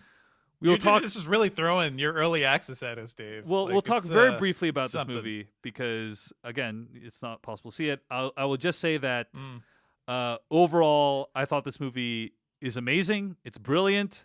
PTA does it again. It's marred by some extremely unfortunate anti-Asian racism that Again? I know, right? He just did it. He just did a didn't we racism. just go through this with Inherent Vice? So that fucking sucked. But other than that, the movie is great, and I actually really enjoyed it. Jeff Kanata, you also checked it out. What are your brief thoughts? Well, I texted you knowing that we were both watching it on the same night, and I asked you what you thought of it because when I walked out of my screening, the press person oftentimes, I don't know if you've had this experience, but they want to know what you thought. What did you think? Yeah, and I said, I need to process this more. I don't know what I think, which is not something that happens to me very often. Yeah. I usually know what I think. I heard you talk about Benedetta and not feeling you're equipped to talk about it. I feel similarly about this movie in that I don't, there's no movie like it. It is very watchable and fascinating. I mean, I was never bored. Yeah. I was on the edge of my seat through the whole movie, but I also don't know what I watched really. interesting. I think it's a fascinating movie, and I think we should talk about it in depth when we can talk spoilers and more people can see it.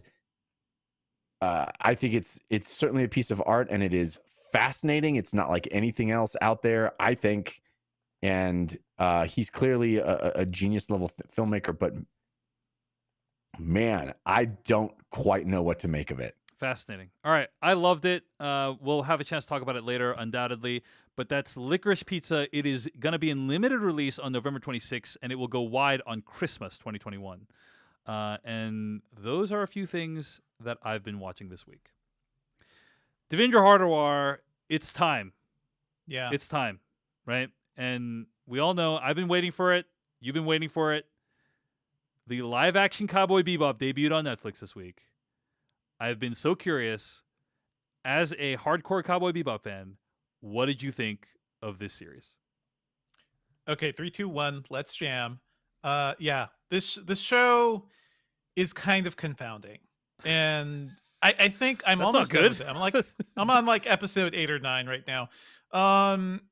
I hold up Cowboy Bebop as kind of a holy text. Basically, it is one of the purest expressions of filmmaking and genre and music and writing that I can think of. You know, it is a top five piece of fiction, piece of media for me. One of the things I genuinely love, and something I try to recommend to everybody. Um, and it's because that show, the original show, which is a little over 20 years now, was an exploration of like different genres. Like it was trying to do something. It was a cowboy story set in space.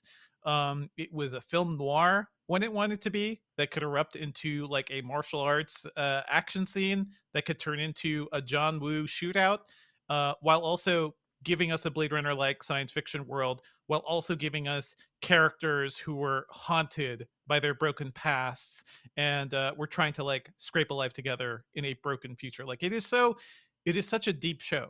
And that show is only 26 episodes. It's 26 short episodes, like 24 minutes, like a typical anime series, and one movie. And that's it. That's all we had to subsist on, for the past couple decades. And it's no wonder it survived. I think it's just a truly unique thing. And the way I'm looking at this, I think the original Cowboy Bebop just was so well informed with what it was trying to do. It was like trying to evoke like Godard films at times. It knew, like, it was trying to evoke actual jazz and bebop style music, and the soundtrack by Yoko Kanno, which I still listen to today every day, reflects that.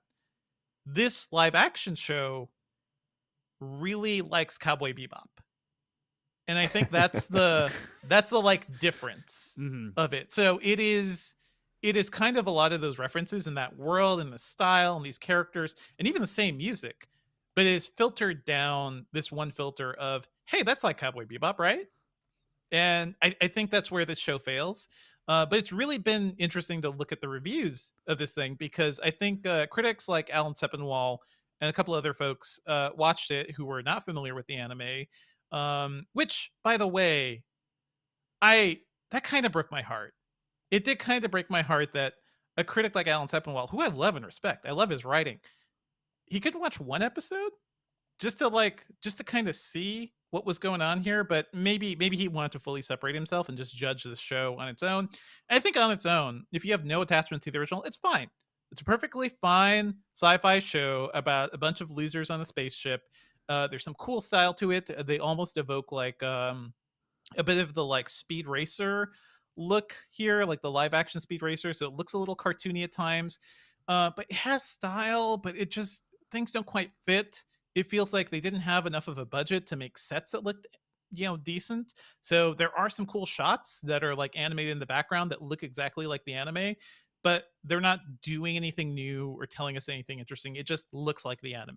They brought Yoko Kanno back to do some new music for this, and it just sounds like Yoko Kanno Cowboy Bebop music, right? They don't even um I think what was cool about the original is that, it's not a huge soundtrack. It's like, I think three volumes at this point.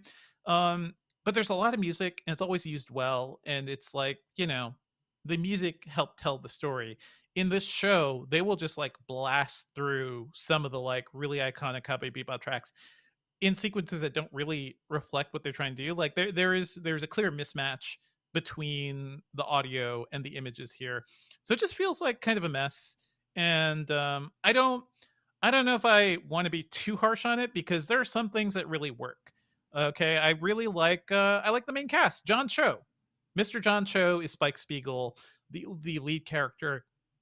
He is somebody who is a former assassin, former member of the syndicate, a crime syndicate, and he is now just a cowboy, like a bounty hunter. His partner is played by Mustafa Shakir. He's playing Jet Black, and I think he's really fun here too. The highlight of the show is Daniela Pineda, who is a ton of fun as Faye Valentine, and she is somebody who I think I saw her. She was in Jurassic World, the second one. Jurassic World, whatever the last one was called. She was in Fallen Kingdom, and she like brought a lot of life to that film as well. I think she's really strong, and they clearly all have like a vibe together, but the writing doesn't quite hold up. They basically turned a lot of what Cowboy Bebop did and a lot of these plot lines into a very generic, very like generic American series, basically, right? Like they give Jet Black a daughter who he is estranged from and an ex-wife. And that is his main thrust. In the first episode, he's looking for a doll for his daughter, or the second episode, I forget which, but he's looking for something for his daughter, and that's it. You know, we've seen it time and again. I'm not going to spoil too much of the original series, but Jet Black's story in the original Cowboy Bebop is so heartbreaking. It is one of those things I think about to this day. You know, it is, and that was a single episode of television. That was 24 minutes. And they told a story where we get a little bit of his backstory, and it's like tragic what happens to him, tragic what it means to the people he loves. And it turns out like one of his flaws is almost loving people too much, you know, and being so overprotective that you push people away from you. This show's not interested in something like that. This show is, he has an ex-wife and a daughter he can't see. And it's a story we've seen time and again. And they do this over and over again. Like this, the series it fleshes out the villains, or at least the main villain, Vicious, played with a horrible wig by Alex Hessel. And it gives us a backstory to this guy who, in the original series, we just got glimpses of. And the glimpses we got was his name is Vicious. He carries a sword and he is brutal and he will kill anybody in his path. Like it is pure mystery.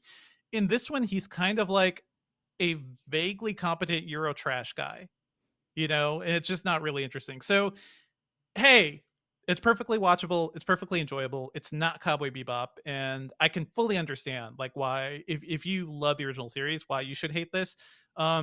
Me trying to be fair, like I see people putting in an effort here, but their effort isn't to, do something new. One of the subtitles actually in between every episode of Cowboy Bebop, it was a little presumptuous. It was a little like, it was definitely like haughty. It said a new genre unto itself. And that is what the show announced in the middle of every episode, because they knew what the hell they were doing. They knew what the source material It's was. like when a they knew they were trailer. It's like when a trailer says from the visionary director of so and so and such and such. Exactly. Basically. And normally I laugh at that, but then you see it from a visionary director and you're like, yeah, sure. Okay. You're right. I get it. This show is not a new genre until itself. Its genre is Cowboy Bebop, and it's not even doing it that well. But at the same time, I have talked to people who have watched this show, and no matter how many times I have recommended the anime, they've never touched it. You know, and I don't have so much luck getting people to watch beloved cult shows about a ragtag group of people on a spaceship. You know, like it just doesn't work for some I've people. never heard of any other shows like that though. I don't but, know what you else I'm supposed to do. Yeah, But I have talked to some of those people, and they're like, "Yeah, I'm enjoying this." And they're like, "Okay, the original Cowboy Bebop is right there. The dub is actually really good, so you don't even have to like turn on subtitles. I actually prefer the dub because the voice cast is so good. Just give that a shot." And a lot of people are going from this onto that. So if this like torturous live action remake accomplishes anything, if it gets more people to check out the original, which is right there on the next like little image panel on Netflix, then I guess that's a good thing. But man, my feelings are complicated. I'm currently in the process of writing this up for Engadget, so you can hear more there. But you know, to all the anime fans out there, I know how you feel. I know it's tough. I think the best eviscerating review I've read is from David Ehrlich, who says it's over at IndieWire, and he says Netflix's live action riff on everyone's favorite anime is a cosmic disaster. So if you just want to see somebody tear into this, go check out that review. So it sounds like you didn't hate it, but it just is not super additive to you when it comes. It definitely it made me feel really really sad. But I as a show, as somebody who, you know, I like these actors. It turns out I like these actors. I like the vague template of what they're doing. They're basically just replaying a lot of Cowboy Bebop episodes, but it's fine. It's good enough. It's watchable. Certainly, I would have preferred if they tried to do something goddamn new here. You know, I'm thinking of like what Damon Lindelof did with Watchmen. Yeah. Where everyone was like, you're making a Watchmen sequel series? Nobody wants that. That's probably but it turns out that's probably like the best example, honestly. Never happens. Perhaps ever. And unfortunately now, like any show that's based off of an existing property, you can now always point to Watchmen and say that's an example of how you reinvent something for the modern times. Yeah, basically. you must be the best of all time. Yes. Or at least try to do something new. And I Right. don't think this one tries to do anything new. And to me, yeah, it's definitely not additive. Now this you said, know, I have heard that if this is your first exposure to Cowboy Bebop, you won't necessarily think it's bad. Because Sure. you've never been exposed to this before. Jeff you Kanata. don't know what steak tastes like. Yeah. Jeff Kanata, you had a chance to check out Cowboy Bebop episode 1 as well. Now, have you seen any Cowboy Bebop? Was this your first exposure? I do not know what steak tastes like. You like a good burger, though. I bet. haven't I haven't eaten beef in 20 years. to be honest with you. It's true. I haven't eaten beef in 20 years. That's amazing. Like Yeah. in real life, but in the metaphor, you Yeah. haven't seen Cowboy Bebop the anime, right? That's right. I also have In the not. metaphor, I have you've not never seen had a steak. I've not seen a single episode of Cowboy Bebop the anime. I went into this series excited, based purely on Devindra's enthusiasm. I was never enthusiastic for this show. Like, you heard me a couple weeks ago, Jeff. Come on. well. I was very worried. My I heard main you were emotion was excited. worried. I know that you love Cowboy Bebop, and You heard this I- Cowboy Bebop thing, you're like, I'll click the first thing that hits on Netflix. And Let me that Google was their Cowboy plan. Bebop and click I on like the first John thing. Cho. I want to see John Cho do this rather than Yes. the Yeah. I don't know. Anyway, I did not care for it. I It's kind of obviously a don't have mess. I don't have The the first context. episode is a mess. Yeah, Mhm. I don't have the context that Devindra has, but I will say that it occurred to me that I was watching I was amazed that I was watching something that clearly was very expensive that looked Mhm. very cheap.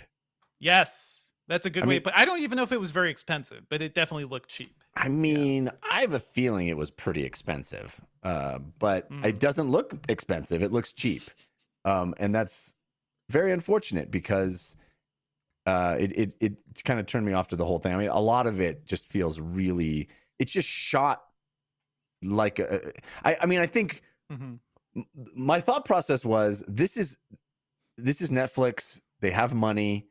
This is probably pretty expensive. It's You would think laden with so. effect shots all over the place. I'm sure it cost a pretty penny to make Cowboy Bebop the live action show, but it doesn't look like it cost a pretty penny. It looks cheap. And I thought to myself, well, then clearly there's a decision here. Like it was a choice Mhm. intentionally to make it it looks like bad TV. It looks like sort of like there's a sequence in the first episode It's sort where of like the stuff from Doctor Who before Doctor Who got really big. yeah. There's a Mhm. sequence in the first episode where somebody shoots this gun through the wall in space Mhm. and everybody's almost sucked out the hole. And it looks like how you would shoot it if you were in high school. It's like somebody hold my legs Yeah, and hold me up. And it The just, least believable anti-gravity stuff, yeah. yeah, I don't know. So I felt like, well, is it a choice to kind of make it look a little goofy?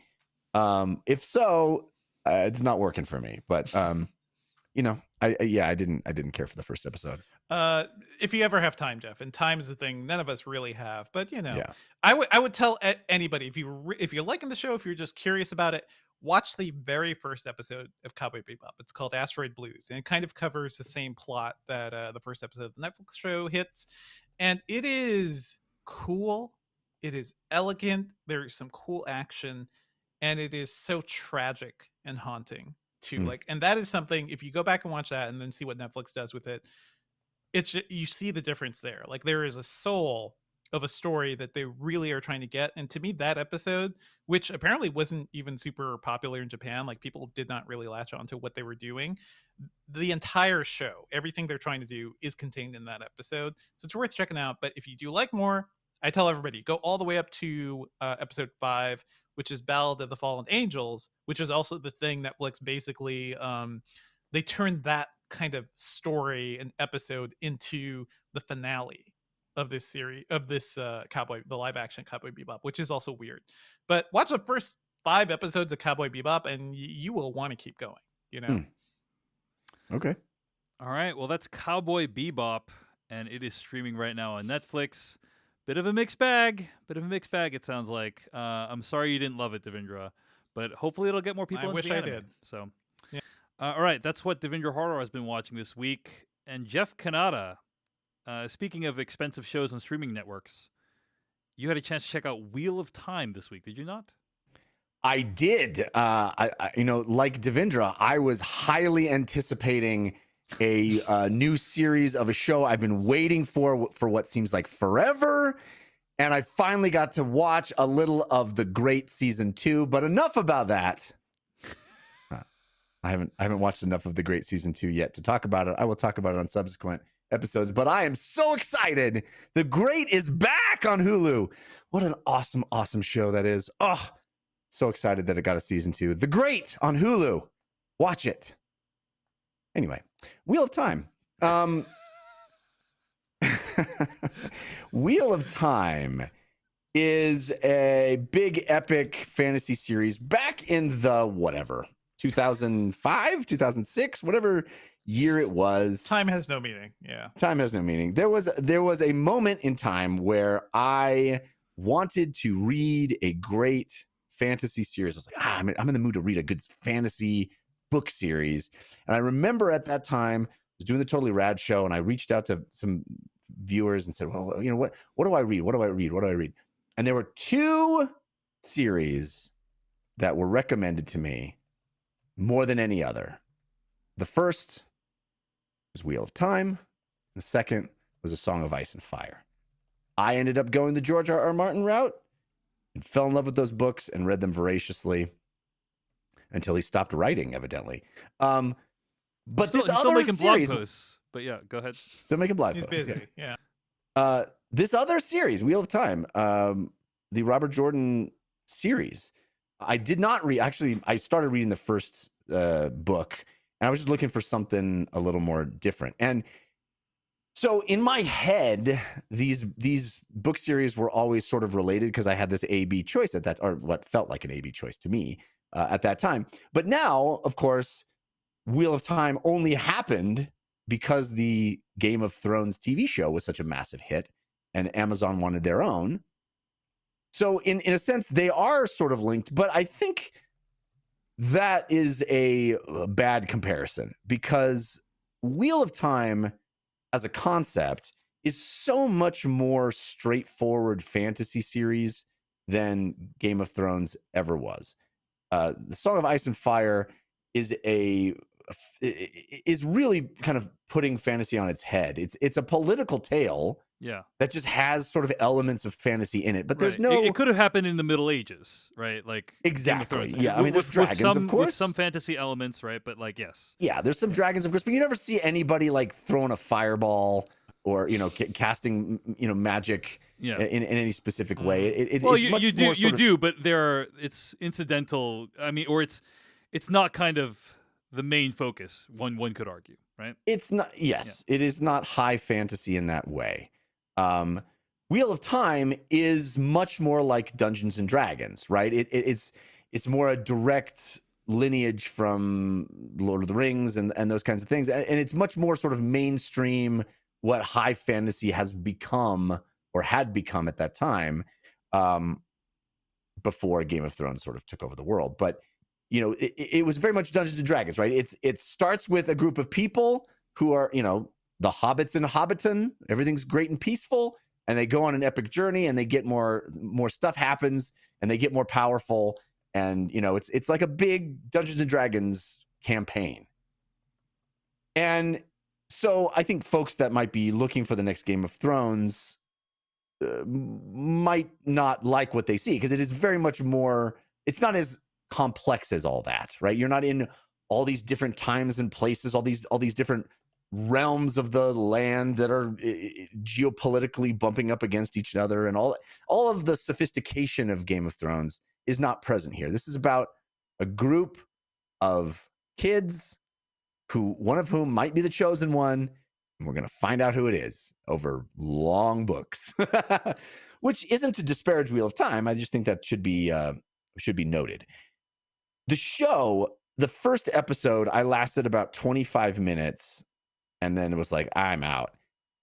I'm glad I returned to it because right after I tapped out, it actually kind of gets much more interesting in the sense that there's a big magical battle, and it's not great, but it's still much more interesting. It kind of picks up its pace.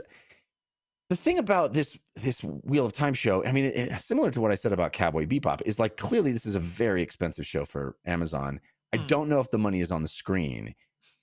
What And they also have to have money for Lord of the Rings too, right? So it's like yeah. Well, just throwing all the money. Yeah. what Peter Jackson taught the world about fantasy storytelling is it's super important that the world, this fantasy world, feels lived in, feels grounded. Like that, the genius of Peter Jackson, I think, is that he knew, we're going to go to where Hobbiton is going to be, and we're going to build it like 2 years before we film there. So the vegetation grows over, everything looks real and lived in and grounded, like it's been there for a long time. And that's the sort of the mythos that permeates that trilogy of movies, is that this, by the way, Jeff, is your problem with Cowboy Bebop. That world is supposed to look lived in. yeah. Instead, it looks like cheap sets. Yeah. Yeah. I mean, in a lot of ways, that's the genius of the first Star Wars movie, right? Is that everything's worn out and broken and old, and it feels like it's been lived in. It feels like this place that actually people have been in for a long time. It doesn't feel like a movie set. And I fully admit that's a difficult thing to pull off. It's not an easy aesthetic to capture, but it's sort of essential in creating a fantasy universe. I don't even think the HBO Game of Thrones series always was successful, but it was a lot more successful than Wheel of Time in its first episode, especially because its first episode is establishing basically a Hobbiton, right? It's establishing like the cool, serene place that we lived in before the S hits the F, right? Before the bad stuff starts happening. And in that sense, I think it utterly fails. I don't think the people, I mean, casting is such a huge part of these shows as well. And I think honestly, if I say it honestly, I know I'm going to piss a lot of people off. Honestly, that was the big hump that I had to get over with The Expanse, is that I didn't think the casting of The Expanse, I didn't want to hang out with those people. It took me a long time to sort of gain affection for those people. And it's an ineffable, mercurial kind of thing. It's hard to put your finger on what that is about a cast that just doesn't make you, in contrast to Game of Thrones or, numerous other shows where immediately when you start watching them, you're like, oh, I want to be around these people all the time. Anyway, I feel like I'm glad I returned to Wheel of Time because I've now watched the rest of episode 1, and episode 2, I think, is a huge improvement over episode 1. And ultimately, like, I started to enjoy the show looking at it like a big Dungeons and Dragons television show, which is basically what it is. It's a party going from A to B, and you stay with those people the whole time, and you see what happens, right? And there's some stuff to like. The show does in the second episode, I think, sort of feel a little more lived in, feel a little more grounded. It's interesting. Like there's a big in episodes 1 and 2, there are big bad guys. These sort of minotaur looking bad guys. And to the show's credit, I think it's not CG, right? It's a bunch of people in costumes. It's a bunch of people wearing costumes, and the results are mixed, right? It kind of works and it kind of doesn't. Kind of feels a little goofy, but it also kind of is like, hey, it's cool that there's physical things there. I'm going to watch more of the show, which I didn't think I was going to after the first 25 minutes of the first episode. It has grown on me, and I think as the actors have more to do, and instead of they're sort of just establishing the world as they're actually getting into adventures, I'm liking them more and more. I think the woman who plays Egwene is particularly interesting and cool and compelling. But some of the sometimes when, like The Expanse, when you get introduced to like 8 characters at once and all of them look exactly the same, it just seems like they're just like random dark-haired dude. I don't Fuzzy, know. yes, with fuzz on their face. Yeah, it same just face. feels like I don't know. Perhaps an unfair thing to say, but nonetheless. but ultimately it sort of feels like Dungeons and Dragons to me, because at least for the first couple of episodes, it feels like we go to a place, we have an encounter, which is usually a fight or a big action sequence, and we learn new things, and then we go to another place. And as somebody who creates a Dungeons and Dragons show for a living, I understand that, and I think that's kind of cool. And it's cool to see it play out on this kind of scale. Very different than Game of Thrones, right? So if you're thinking of, this is going to be their version of Game of Thrones, it really isn't. It's much more. There's much more action. There's much more. It's much more straightforward than that, and it's much more high fantasy in that there's real magic and special effects showing the magic, and I think that's kind of a benefit to it, right? It's not trying to actually be the same thing as Game of Thrones. It's carving out its own identity, but that identity is a little cheesier, a little less sophisticated, a little more straightforward. So know what you're getting into, but I actually don't think this is. I don't think this is the the face plant that I originally thought it was in the first 25 minutes. I went back to it, and I'm glad I did. All right. Well, that's Wheel of Great. Time season 1, and it's streaming right now on Prime Video. Devindra, you're going to say something? Is this something you're going to check out? No, I'm saying sounds great. Yeah. I may check it out. It feels like there's a lot of fantasy stuff incoming, and this one seems interesting. At the same time, man, there is so much stuff to watch. Like, Jeff, does this move beyond the mess of other things we should be watching right now, or are you just into it because it's fantasy? I think it's the latter. It's a crazy thing, this last Friday or whatever it was when Cowboy Bebop dropped, this dropped, The Great Season 2 dropped. I think there was 2 other things. I mean, Hawkeye's about to premiere. It's like all this stuff is aimed directly at me and my sensibilities, and it's crazy to the point now where I'm like, I don't need to watch this crazy sci-fi show. You're like a king of culture, just throwing away these offerings before you. Yeah. It's wild, you can really be picky about all the genre yeah. stuff because there's so much of it now. So much. Yeah, indeed. All right. Well, that's what Jeff Kanata has been watching this week. Let's get to weekly plugs.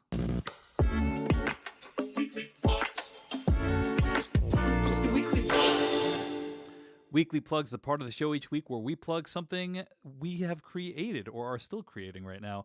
I'll plug a conversation I had with Nick Qua about burnout. We talked about burning out as content creator. Nick Love Qua, his work. Yeah. Nick Qua was an extremely successful creator of a newsletter called Hot Pod, where he wrote about the podcasting industry. It was generally regarded as the premier podcast publication out there about podcasts. And in a recent Vanity Fair interview, he said that he thought about burning it all down. And I was like, what's going on with that? So I asked him to get on the phone with me, and we talked about it. And you can listen to our conversation there over on Culturally Relevant. But had a great time chatting with Nick about Hot Pod and about building a successful online business. Devindra Hardwar, your weekly plug? Oh, I played, I think the first 5-ish hours of Halo Infinite and wrote that up in Gadget. So you can just check that out. It's an article called Halo Infinite is Best When It Stops Being Halo. And I've got a lot of feelings about the Halo franchise as well. I know you've been playing the multiplayer, Dave. Yeah, I tried to get you in on a game recently. But Did you? that was one of the first things that we... one of the first things that Devindra and I ever interacted through together was playing Halo 1, Combat Evolved on the original Xbox. When we were roommates. Yeah. Yeah. That was actually wrote up that experience too, because nice. Halo 1 was there was no Xbox Live. There was no internet access on the Xbox. You were playing on your LAN. LAN, yeah. Yeah. So I wrote that. Bring your bit TV, up, haul that CRT into the other dorm room, guys. no, it's great because if you plugged it into the LAN, Jeff, you see everybody else's Xboxes. Ooh. So we were just we were there playing people in other dorms. There was no TV hall. It was great. It was incredible. Yeah, Halo Infinite, I think is the best 343 Studios has done with Halo so far. There are a couple opening missions where it's just I don't know if you guys have learned anything here, because it's very straightforward, running through corridors and killing, aliens and whatnot. But then it opens up, because that's the thing they've been kind of selling for a while. And I think that's really, it's intriguing. It doesn't fully solve the staleness of Halo as a franchise and the mythology and stuff. I don't know where they're going to go from here, but based on this preview, I'm really intrigued. There's a bit of Far Cry-ness and a bit of openness in terms of how you can do things. and dig that. And I think the multiplayer is fantastic. So I'll keep an eye out for your invites, Dave. But Yeah, I've really been enjoying that.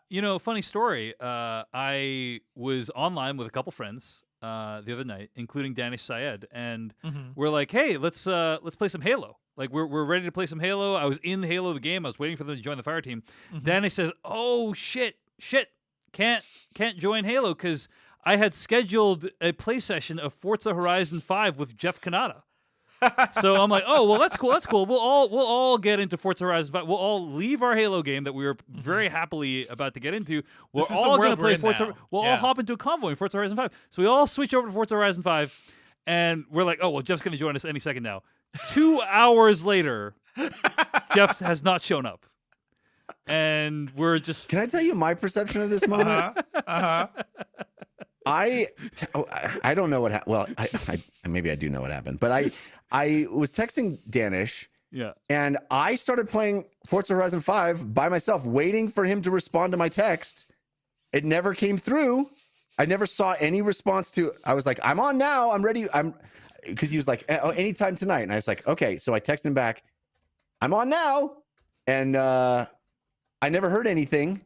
And then the next morning I woke up and I saw 2 texts like, okay, we're ready to go. And I was like, well, when did that come through? I was looking at my phone all night trying to find that text. Now, granted, I had an edible.